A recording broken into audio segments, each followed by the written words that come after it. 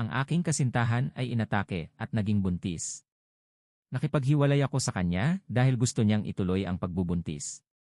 Alam kong ito ay napakasama, pero pakinggan mo muna ako. Ako ay isang 30 taong gulang na lalaki sa isang napakahirap na sitwasyon.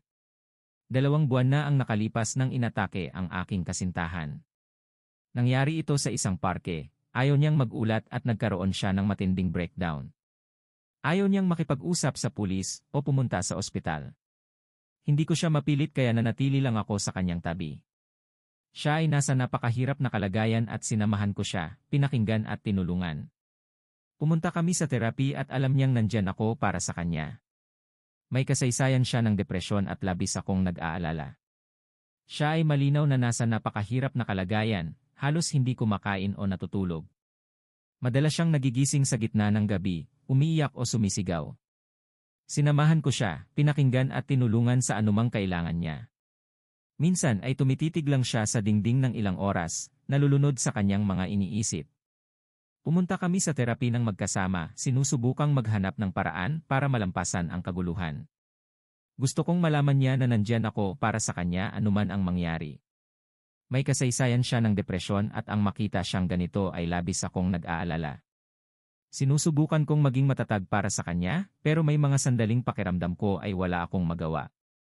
Noong nakaraang linggo nalaman namin na siya ay buntis. Nang makita namin ang resulta ng test, parang huminto ang mundo. Naramdaman ko ang halo ng galit, kalungkutan at kawalan ng magawa ng sabay-sabay. Ako ay nasa ibang bansa ng 2 buwan bago ang pag-atake dahil sa trabaho at bumalik ako ng maaga para alagaan siya. Kaya siguradong hindi akin ang sanggol. Siya ay 100% sigurado na ito ay sa umaatake. Nais naming sana na ito ay isang maling alarma pero hindi nagsisinungaling ang mga pagsusuri. Ang pagkatanto ay labis na nagpabigat sa kanya at muli siyang bumagsak. Ang katotohanan na ang pagbubuntis na ito ay isang patuloy na paalala ng kakilakilabot na gabi ay nagpapahirap sa kanya. Pakiramdam niya ay nakakulong siya at hindi ko alam kung paano siya matutulungan na makalaya sa bangungot na ito. Kaya nag-usap kami. Isa ito sa pinakamahirap na pag-uusap na nagawa namin. Siya ay isang debotong Katoliko at ang kanyang pananampalataya ay napakahalaga sa kanya. Sa simula, nagpasya kami na magpa-abort. Tila ito ang tanging paraan para siya magsimulang maghilom at magpatuloy. Pero pagkatapos niyang makipag-usap sa kanyang ina, nagbago ang lahat. Sinabi ng kanyang ina na hindi siya dapat magpa-abort sa anumang pagkakataon, sinabi na ito ay isang mabigat na kasalanan. Pagkatapos ng usapan, nagpasya siyang ituloy ang pagbubuntis, sinasabing hindi kasalanan ng sanggol. Naniniwala siyang bawat buhay ay banal, anuman ang mga pangyayari. Nakikita ko ang kaguluhan sa kanyang mga mata, hinahati sa pagitan ng kanyang pananampalataya at ang trahedya na pinagdaanan niya. Para bang muling nasira ang kanyang puso. Diretsahan kong sinabi sa kanya na hindi ko tutulungan na palakihin ang isang sanggol ng lalaking umatak sa kanya. Ang mga salita ay parang malupit pero kailangan kong ipaunawa sa kanya ang aking posisyon. Umiiyak siya at nakiusap na huwag akong umalis. Ang kanyang mga luha ay nakakasakit ng damdamin at nasasaktan ako na makita siyang ganoon. Pero hindi ako umatras. Sinabi ko sa kanya na siya ang gumagawa ng desisyon. Alinman itutuloy niya ang pagbubuntis at iiwan ko siya o magpa-abort siya at mananatili ako. Hindi ko ito bibitawan. Hindi ko makita ang sarili ko na nagpapalaki ng isang bata na magiging patuloy na paalala ng pinakamasamang nangyari sa kanya. Pakiramdam ko ay imposible ang sitwasyon, pero kailangan niyang maunawaan na hindi ko kayang magkompromiso dito. Ang desisyon ay kanya, pero kailangan kong maging tapat tungkol sa kung ano ang kaya at hindi ko kaya. Ayaw niyang mangyari alinman sa mga yon, kaya sinabi ko sa kanya na tapos na kami. Pakiramdam ko ay napakasama ko. Mali ba ako? Update 1, magpo-post muna ako ng update dahil may ilang pagbabago mula noong huling post ko, pagkatapos ay tutugon ako sa ilang mga punto mula sa huling thread at sa dami ng mga PMS na natanggap ko. Kahapon, nakatanggap ako ng tawag mula sa aking kasintahan. Siya ay umiiyak at nakiusap na pakinggan ko siya. Sinabi ko sa kanya na nagmamalasakit pa rin ako sa kanya, at syempre, makikinig ako sa kanya. Sinabi niya na ilang araw pagkatapos kong sabihin na tapos na kami, tumawag siya sa kanyang ina upang pag-usapan ito. Kailangan niya ng isang tao na pagkukunan ng loob at inakala niyang maiintindihan siya ng kanyang ina. Ayon sa kanya, halos napagpasyahan niyang magpa-abort. Pakiramdam niya ito ang pinakamabuting paraan upang magsimulang maghilom at magpatuloy. Pero nang makipag-usap siya sa kanyang ina, nagbago ang lahat. Sinabi ng kanyang ina na sa anumang pagkakataon ay hindi siya dapat magpa-abort, sinabing ito ay isang mabigat na kasalanan at pagsisisihan niya ito habang buhay. Sinabi pa ng kanyang ina na ako ay tunay na manipulahin siya upang magpa-abort na para bang ako ang kontrabida sa lahat ng ito. Sinabi ng kanyang ina na kung itutuloy niya ang abortion, hindi na niya ituturing na anak ang aking kasintahan. Ang mga salitang iyon ay malalim ang sugat. Pakiramdam niya ay nakulong siya, hinahati sa pagitan ng matinding hatol ng kanyang ina at ang kanyang sariling trahedya. Ang bigat ng pagsisisi ng kanyang ina ay masyadong mahirap para sa kanya. Matapos kong iwan siya, tumawag ang aking kasintahan sa kanyang ina upang pag-usapan ang nangyari. Kailangan niyang maunawaan ang lahat at umaasa siyang mag-aalok ng kaunting aliw ang kanyang ina. Sinabi ng aking kasintahan na talagang gusto niyang magpa-abort, ipinaliwanag kung paano ang pagbubuntis ay isang patuloy na paalala ng pag-atake. Pero matindi ang kanyang ina. Muli niyang sinabi na kung itutuloy niya ang abortion, ito na ang huling beses na mag-uusap sila. Ginawa niyang malinaw na ang desisyon ay magwawasak sa kanilang relasyon magpakailanman. Ang aking kasintahan ay bumagsak sa telepono, umiiyak ng walang patid, pakiramdam na mas nag-iisa kaysa dati. Patuloy na pinipilit ng kanyang ina, paulit-ulit na tinatanong kung ano ang gagawin niya. Para bang pinipilit siyang pumili sa pagitan ng sariling katinuan at ng kanyang pamilya. Natapos ang usapan nang sabihin ng aking kasintahan sa kanyang mga luha na hindi niya alam kung ano ang gagawin. Ang bigat ng ultimatum ay nag-iwan sa kanya ng lubos na pagkawasak at pagkawala. Pagkatapos ay nagsimula siyang mag-text, nanginginig ang kanyang mga kamay habang nagtatype. Ang bigat ng desisyon ay nagpipilit sa kanya. Sa wakas, nagpadala siya ng text sa kanyang ina na sinasabi niyang magpapa-abort siya. Umaasa siyang baka, sakaling lang, maiintindihan siya ng kanyang ina at mag-aalok ng kaunting suporta o kahit isang mahabaging tugon. Sa halip, mabilis at brutal ang sagot. Kaagad siyang na-block, pinutol ng walang salita. Ang taong lagi niyang kinukunan ng loob sa mga oras ng pangangailangan ay tuluyang isinara siya. Tumawag sa akin ang aking kasintahan at sinabi ang lahat. Siya ay magpapa-abort sa loob ng 3 linggo. Pinag-usapan namin ito ng aking kasintahan at pareho kaming nagkasundo na hindi ko siya namanyobra sa kahit anong paraan. Pinag-usapan namin ang lahat ng nangyari mula sa pag-atake hanggang sa mga panggigipit mula sa kanyang ina. Pinahalagahan niya na pinanindigan ko ang aking desisyon, kinikilala na ang aking posisyon ay nakatulong sa kanya na makita ang mga bagay ng mas malinaw. Inamin niya na kung hindi ako naging matatag sa aking mga hangganan, maaaring nagtapos siya na may isang sanggol na magpapaalala sa kanya ng pinakamasamang panahon ng kanyang buhay. Ang mga yon ay mga salita niya, hindi akin. Ipinahayag niya ang kanyang kaluwagan na nandoon ako upang suportahan siya sa pamamagitan ng napakahirap na desisyon na ito. Kinikilala na ito ang tamang pagpili para sa aming dalawa kahit gaano pa ito kahirap. Dagdag pa niya na ako ang pinakamagandang nangyari sa kanya at alam niya na kahit wala na siyang ina, kung may ako siya, malalampasan niya ito. Bumagsak ako sa puntong iyon. Mahal ko siya ng sobra. Ang makita siyang nasasaktan ng sobra ay hindi maisasalaysay. Sa totoo lang, malamang ay babalik ako sa kanya at palakihin ang bata kasama niya kahit alam kong magagalit ako dito. Sa kaibuturan, hindi ko matiis ang pag-iisip na mawala siya sa akin.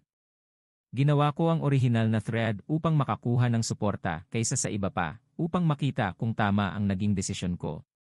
Kailangan kong marinig mula sa iba, upang makakuha ng ilang pagkilala at katiyakan na hindi ako halimaw para sa paggawa ng ganitong ultimatum. Ang pagbuhos ng suporta at mga pananaw mula sa iba ay nakatulong sa akin na mapagtanto na ang pagtayo sa aking paninindigan ay kinakailangan para sa aming dalawa. Ito ay isang paraan upang maprotektahan ang aming kinabukasan at tulungan siyang makabangon mula sa trahedya.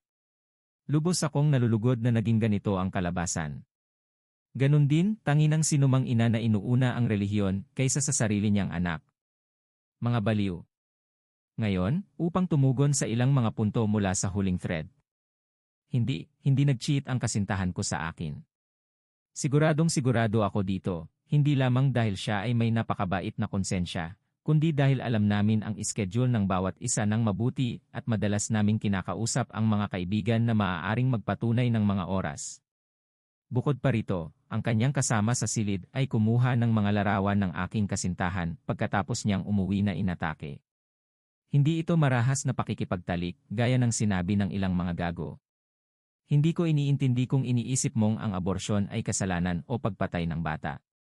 Halika at palakihin ang bata o bigyan kami ng pera upang palakihin ang bata o umupa ng isang katulong na mag-aalaga sa aking kasintahan habang siya ay buntis kung ikaw ay sobrang banal. Maglakad ka sa sinasabi mo. Napakalinaw ng aking kasintahan na gusto niyang palakihin ang bata, malamang na impluwensyahan ng kanyang ina. Salamat sa lahat ng tao na nagsasabing tama ang ginawa ko. Napakahirap nito. Lubos akong natutuwa na naging ganito ang kalabasan. Sa mga nagpadala ng mensahe at nagsasabing ako ay isang halimaw na pumatay ng bata, hindi ko makita kung ano ang kinalaman ng aking mga libangan sa isyong ito. Update 2, inaasahan kong mag-post dito muli pagkatapos ng abortion na naka-schedule pa rin sa loob ng 2 linggo. Pero naisip kong dapat magbigay ng update tungkol sa ilang kamakailang mga pangyayari mula sa mga lungga ni Satanas. Noong Sabado, sinagot ko ang aking pinto at nandoon ang 2 pulis. Bigla akong kinabahan. Tinanong nila ako kung ako ang taong iyon at sinabi kong ako nga. Hindi ko maiwasan ang pakiramdam ng kaba, iniisip kung ano ang tungkol dito. Sinabi nila na hinahanap nila ang aking kasintahan. Tinawag ko siya, nanginginig ang boses ko ng kaunti, at lumitaw siya na mukhang naguguluhan at natatakot. Sinabi ng pulis na kailangan niyang makipag-usap sa kanya. Naging maputla ang mukha ng aking kasintahan, at nakita ko ang takot sa kanyang mga mata. Sinubukan kong manatiling kalmado para sa kanya, pero nararamdaman ko ang sarili kong pag-aalala na tumataas. Pinayagan kong pumasok ang mga pulis, umaasa na anuman ito, hindi ito magiging mas masama para sa kanya. Hinati ng mga pulis ang kanilang sarili, ang isa ay dinala ang kasintahan ko sa sala, pinayagan namin silang pumasok, at ang isa ay dinala ko sa aking silid. Sinimulan ng pulis na nagtatanong sa akin kung gaano katagal nandito ang aking kasintahan, kung may nakontak ba siya o kung lumabas ba siya ng bahay. Ang kanyang mga tanong ay tila walang katapusan, bawat isa ay mas nakakainis kaysa sa huli. Sinagot ko silang lahat, sinusubukan manatiling kalmado sa kabila ng aking lumalaking pagkabahala. Nararamdaman ko ang pagdududa sa kanyang tono at nakakatakot ito. Matapos sagutin ang ilang pang tanong, sa wakas ay tinanong ko kung ano ang tungkol dito. Sinabi ng pulis na nakatanggap sila ng ulat upang tingnan ang aking kasintahan. Bumilis ang tibok ng puso ko habang iniisip kung sino ang maaaring nag-ulat nito at bakit. Nang pinilit kong itanong pa kung sino ang nag-ulat, sinabi ng pulis na hindi niya masasabi. Ang kanyang sagot ay nag-iwan sa akin ng mas lalo pang kabahan at naguguluhan. Parang kami ay sinusuri para sa isang bagay na wala kaming kontrol. Pagkatapos ng ilang sandali, natapos na ang isa pang pulis, at umalis na sila. Nang isara ang pinto, bumagsak ang aking kasintahan sa pag-iyak. Sinabi niya na diretsahan siyang tinanong kung nasa panganib ba siya at kung sinasaktan ko siya. Tinatanong pa kung pinipilit ba siya o hindi. Sinabi niya na hindi sa lahat ng bagay, pero ang mga tanong ay nagpayanig sa kanya. Pakiramdam niya ay ginawan siya ng masama at natatakot siya. Pagkatapos isiniwalat niya na tumawag ang kanyang ina sa pulis, sinasabing baka siya ay nasa panganib at na maaaring mapang-abuso ako sa kanya. Ang akusasyon ay parang isang suntok sa tiyan. Hindi ako makapaniwala na ang kanyang sariling ina ay pupunta sa ganoong kalayo. Pakiramdam niya ay isang pagtataksil ito, at ang katotohanang sinubukan niyang gamitin ang pulis upang magkawatak-watak kami ay nagpapaalab ng galit sa akin. Ang aking kasintahan ay naguluhan, nahahati sa pagitan ng kanyang katapatan sa kanyang ina at ang katotohanan ng aming sitwasyon. Galit na galit ako. Nang sabihin niya sa akin kung ano ang ginawa ng kanyang ina, nag-init ang aking galit. Hindi ko mapaniwalaan ang kapal ng mukha ng kanyang ina na akusahan ako ng ganoon, kasamang bagay at subukan gamitin ang pulis upang manghimasok sa aming buhay. Kaagad kong sinabi na magsasampa ako ng reklamo laban sa kanya para sa kung ano, hindi ko alam eksakto, siguro panliligalig, kahit ano upang mapanagot siya para sa kabaliwan na ito. Hindi ko lang kayang tumayo at hayaan siyang makalayo sa pagsubok na sirain kami ng ganito. Ang aking kasintahan ay tumingin sa akin ng malalaking mata na puno ng luha, malinaw na nahahati sa pagitan ng pagnanais na protektahan ang kanyang ina, pag-unawa sa aking galit. Ang pagtataksil ay malalim ang sugat at kailangan kong gumawa ng isang bagay, kahit ano upang labanan ang kawalan ng katarungan na ito. Nakiusap ang aking kasintahan na huwag na, sinasabi na ito ay lilipas din at kailangan lang niyang kalmahin. Paano kung ipinadala niya ang pulis sa aking bahay upang ako ay arestuhin? Paano iyan nag-iisip? Hindi ko maunawaan ang lahat ng ito. Ang kapal ng mukha ng lahat ng ito ay nagpapaalab sa akin. Maaari akong mawalan ng trabaho kung ako ay maaresto at masisingil. Ang aking karera, ang aking kabuhayan, lahat ng aking pinaghirapan ay maaaring mabasag dahil sa kanyang walang batayang mga akusasyon. Ano ang iniisip niya?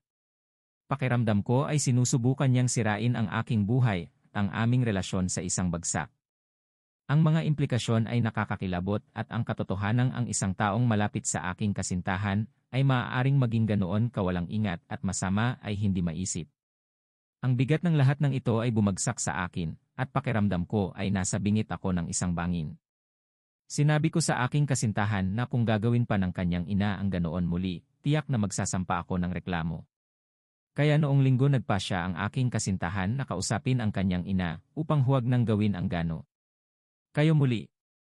Nag-usap sila ng mga 2 minuto, pagkatapos ay narinig ko na agad ang mga hikbi. Pumasok ako sa silid at nakita ang aking kasintahan na umiiyak, hawak pa rin ang telepono sa kanyang tainga. Kinuha ko ang telepono mula sa kanyang kamay at niyakap siya ng kaunti, habang naririnig ko ang hello mula sa telepono. Pagkatapos ay nilagay ko ito sa akin at sinabi, ikaw ay isang kahihiyan na ina, at ibinaba ko ang telepono. Pagkatapos ay niyakap ko ang aking kasintahan ng tila 1 oras bago kami nagsimulang mag-usap. Ayon sa aking kasintahan, sinabi ng kanyang ina na kung itutuloy niya ang abortion, hindi na niya makikita ang kanyang ina, ang kanyang kapatid, o ang kanyang namatay na ama na nasa langit, kahit na namatay siyang isang lasinggong marahas na pinapalo ang aking kasintahan. Pero hey, magrepent ng mga kasalanan sa kamatayan, di ba? Dahil kung hindi, pupunta sa impyerno ang aking kasintahan.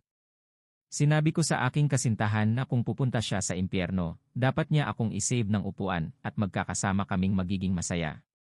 Mahilig ako sa kanyang ngiti. Ano sa tingin mo ang dapat kong gawin tungkol sa kanyang ina? Walang duda na ang aking mga salita sa kanya ay magkakaroon ng ilang mga reaksyon. Update 3, gusto ko lang magbigay ng update sa lahat ng ito. Ito ang magiging huling update ko. Ilang araw na ang nakalipas nang matagumpay na naisagawa ang abortion.